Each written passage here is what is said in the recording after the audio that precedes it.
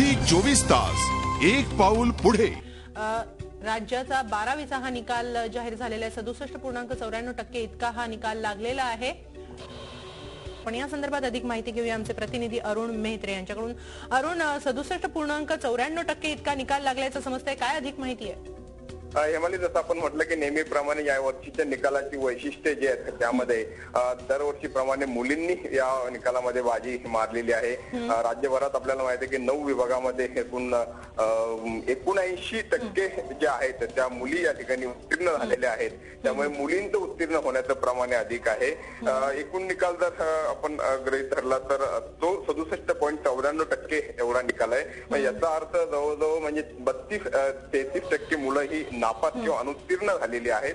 आणखी विभागवार जर विचार केला तर कोकणने या वर्षीच्या निकालामध्ये बाजी मारलेली। कोकण विभागाचा निकाल जो आहे तो 86.25% इतका लागलेला आहे आणि त्या तुलनेमध्ये मग बाकी विभाग जे आहेत ते त्या मानाने कमी आहे। नक्कीच, जसं आपण आधी म्हटलं 67.94% हा इतका निकाल लागलेला आहे। कोकण विभागाने सर्वाधिक यामध्ये बाजी मारलेली आहे, 86%। निश्चितच उल्लेखनीय अशी ही टक्केवारी आहे। मात्र मुलींच्या प्रमाणाबद्दल बोलायचं तर दरवर्षी मुलींचं प्रमाण वाढताना दिसतं किंवा एक मुलांपेक्षा अधिक प्रमाण दिसून येतं। याही वर्षी मुलींनी बाजी मारल्याचं दिसून येते। पुण्याचा निकाल किती लागलेला आहे अरुण? पुण्याचा निकाल त्याचप्रमाणे प्रत्येक 9 विभागांचे हे निकाल हातात येत आहेत। संपूर्ण राज्याचा निकाल जो लागलेला आहे 67.94, यामध्ये कोकण विभागाने बाजी मारलेली आहे। कोकण विभागाचा सर्वाधिक निकाल लागलेला आहे 86%। पुण्याचा 82% निकाल लागलेला आहे। अमरावतीमध्ये 62.87% इतका निकाल लागलेला आहे 12वीचा। नागपूरमध्ये 68.93% इतका निकाल लागलेला आहे 12वीचा। तर कोकण विभागाचा सर्वाधिक निकाल लागलेला आहे तो म्हणजे 86.25% इतका निकाल लागलेला आहे। त्यानंतर पुण्याचा निकाल आहे तो 82% आहे। अमरावती, नागपूरचा निकाल आपण पाहतो 68.93% इतका निकाल लागलेला आहे। 9 विभागांमध्ये 13 लाख विद्यार्थी जवळपास या परीक्षेला बसले होते आणि त्यापैकी 67.94% इतके विद्यार्थी उत्तीर्ण झालेले आहेत 12वीमध्ये। आपण या संदर्भात अधिक माहिती घेतोय आमचे प्रतिनिधी अरुण मेहत्रे यांच्याकडून। अरुण, कोकण विभागाचा तर सर्वाधिक लागलेला आहे 86.25%। पुण्याचा सुद्धा तसं समाधानकारक आहे, 82% निकाल लागलेला आहे। गेल्या वर्षीच्या तुलनेत हा निकाल कसा आहे? नक्कीच, म्हणजे आपण जसं म्हटलं की कोकण विभागाचा सर्वाधिक आहे, अमरावती विभागाचा 62% आहे, याशिवाय पुण्याचा जो आहे तो 82% आहे।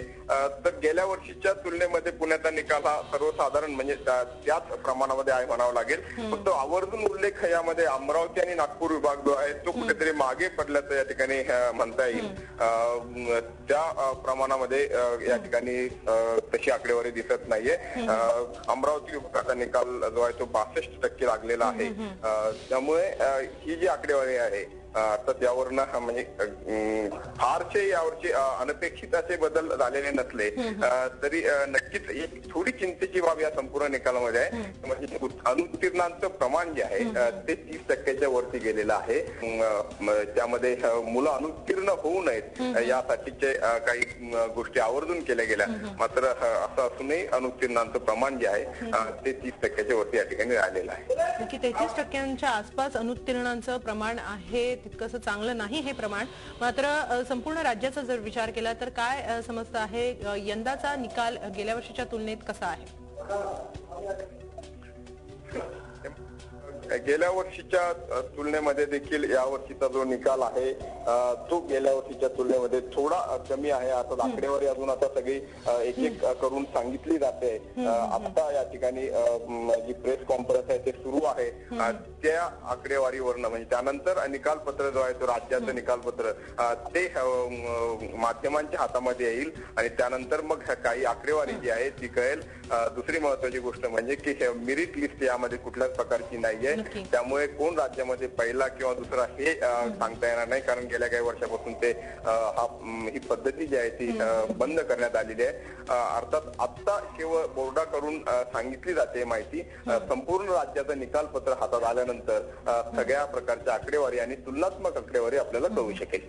नक्की तुलनात्मक आकडेवारी कळू शकेल। विद्यार्थ्यांचं जरी आता मेरिट लिस्ट ही पद्धत नसली तरी सुद्धा गुणवंत विद्यार्थ्यांची नावं जाहीर केली जाणार आहेत का किंवा त्यांचा काही सत्कार केला जाणार आहे का?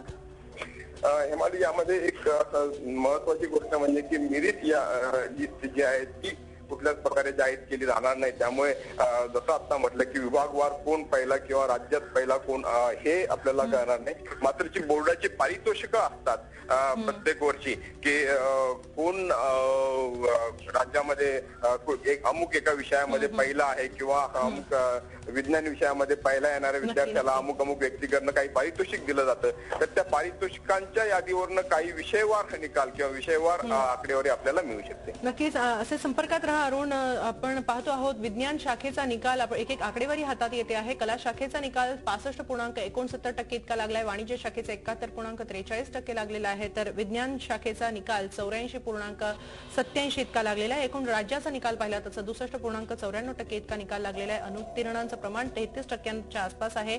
1 वाजता हा निकाल संपूर्णपणे वेबसाईटवर पाहता येणार आहे. मोबाईलवरही कळणार आहे विद्यार्थ्यांना.